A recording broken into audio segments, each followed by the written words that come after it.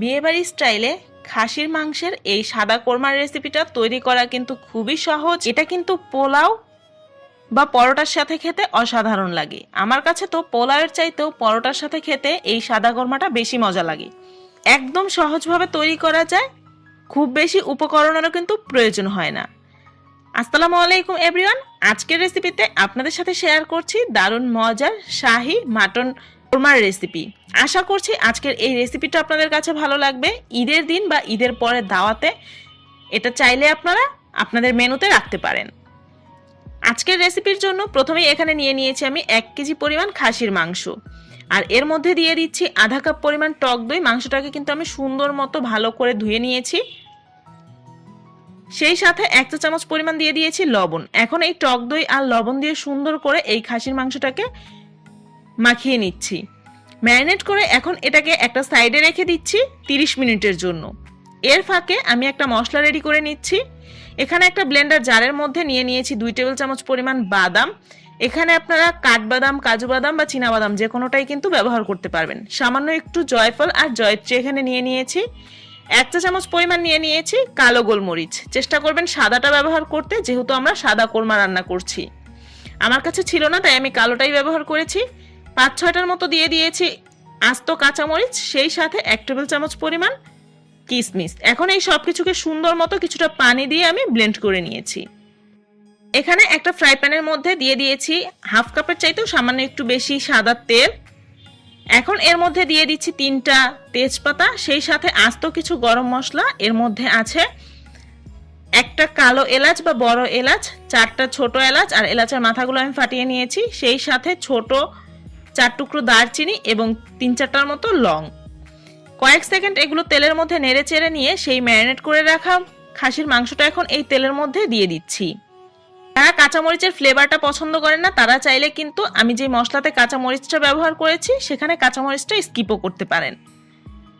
এখন এই তেলের মধ্যে এই মাংসটাকে সুন্দর মতো নেড়ে চেড়ে কয়েক মিনিট একটু ভেজে বা কষিয়ে নিব। এর মধ্যে দিয়ে দিচ্ছি আধা কাপ পরিমাণ পেঁয়াজ বাটা, সেই সাথে আদা রসুন বাটা দিয়ে দিচ্ছি 3 টেবিল চামচ পরিমাণ। এখন কাজ হচ্ছে একে একে মশলাগুলো দিব আর সুন্দর করে এই মাংসটাকে কষাতে থাকবো। সাদা কোরমাটা যত ভালো করে আপনি কষাবেন এর টেস্ট কিন্তু ততই ভালো আসবে। আর আমার এখানে খাসির মাংস থেকে দেখতেই পাচ্ছেন যে আস্তে আস্তে কিন্তু অনেকটাই পানি উঠে যাচ্ছে, তাই আমার এই মাংসটাকে কষিয়ে নেওয়ার জন্য আলাদা করে কিন্তু কোনো পানির প্রয়োজন হয়নি। তবে আপনারা চাইলে আপনাদের মাংসটা যাতে নিচ থেকে লেগে না যায় সেই জন্য প্রয়োজন মতো 2 থেকে 3 টেবিল চামচ করে পানি দিয়ে দিয়ে এই মাংসটাকে কষিয়ে নিতে পারেন। ওই পাত্রটাতে নাড়তে একটু অসুবিধা হচ্ছিল তাই আমি পাত্রটা চেঞ্জ করে একটা বড় হাঁড়িতে নিয়ে নিয়েছি। এখন সেই পেস্ট করে রাখা মশলাটা এখানে দিয়ে দিচ্ছি। এখন এর মধ্যে দিয়ে দিচ্ছি আধা চা চামচের মতো ভাজা জিরার গুঁড়া, সেই সাথে আধা চা চামচ পরিমাণ ধনিয়ার গুঁড়া। যেহেতু সাদা কোরমা তৈরি করছি তাই এখানে কিন্তু আর এক্সট্রা কোনো মশলাই ব্যবহার করব না। এখন সবকিছুকে নেড়ে চেড়ে মিশিয়ে নিয়ে একটা ঢাকনা দিয়ে ঢেকে চুলার হিটটা মিডিয়াম লোয়ের মাঝামাঝিতে রেখে এই মাংসটাকে কষিয়ে নিব। আর অবশ্যই কিন্তু কিছুক্ষণ পরপর ঢাকনা তুলে নেড়ে দিতে হবে, তা না হলে কিন্তু নিচ থেকে পুড়ে যাবে। আর এই সাদা কোরমাটা যদি নিচ থেকে পুড়ে যায় তাহলে কিন্তু এর টেস্টটা একেবারেই নষ্ট হয়ে যাবে। আমি ঢাকনা দিয়ে প্রায় 20 মিনিটের মতো কষিয়ে নিয়েছি। আর 20 মিনিট পরে এখানে দিয়ে দিচ্ছি মেজারমেন্ট কাপের 2 কাপ পরিমাণ লিকুইড দুধ। আর দুধটা কিন্তু আমি আগে থেকে ভালো করে জাল করে নিয়েছি। আর এই পর্যায়ে কিন্তু আমি গরম দুধটাই ব্যবহার করেছি। গরম দুধটা ব্যবহার করলে মাংসটা খুব দ্রুতই সেদ্ধ হয়ে যাবে।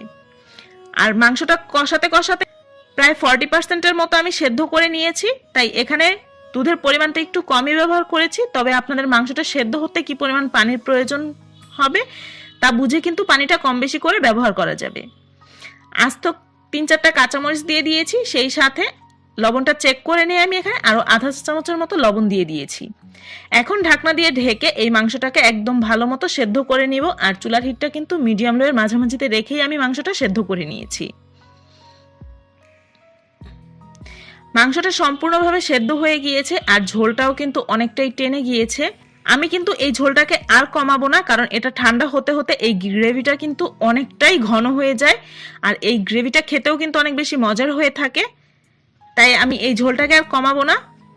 দিয়ে দিচ্ছি এখানে আধা কাপ পরিমাণ পেঁয়াজের বেরেস্তা, সেই সাথে 1 চা চামচ পরিমাণ চিনি। যেহেতু টক দই ব্যবহার করেছি তাই টেস্টটাকে ব্যালেন্স করার জন্য এখানে চিনিটা ব্যবহার করেছি। 2-3 ফোঁটার মতো দিয়ে দিয়েছি এখানে কেওড়া জল, এতে করে শাহি একটা ফ্লেভার আসবে। সেই সাথে দিয়ে দিয়েছি 2 টেবিল চামচ পরিমাণ ঘি। একদম শাহি একটা ফ্লেভারের জন্য কিন্তু চেষ্টা করবেন অবশ্যই কেওড়া জলটা আর ঘিটা ব্যবহার করতে। এখন এটাকে ঢাকনা দিয়ে ঢেকে চুলার হিটটা একেবারে লোতে করে দিয়ে এটাকে রেখে দিব 5 থেকে 7 মিনিটের জন্য। 5-7 মিনিট পরে আমি এটা চুলা থেকে নামিয়েই নিয়েছি। আর দেখতেই পাচ্ছেন গ্রেভিটা কিন্তু একদম দেখতে পাচ্ছেন যে গামাখা মাখা হয়ে গিয়েছে। ওপর থেকে কিছু পেঁয়াজের বেরেস্তা ছিটিয়ে এটাকে আমি পরিবেশন করে নিয়েছি।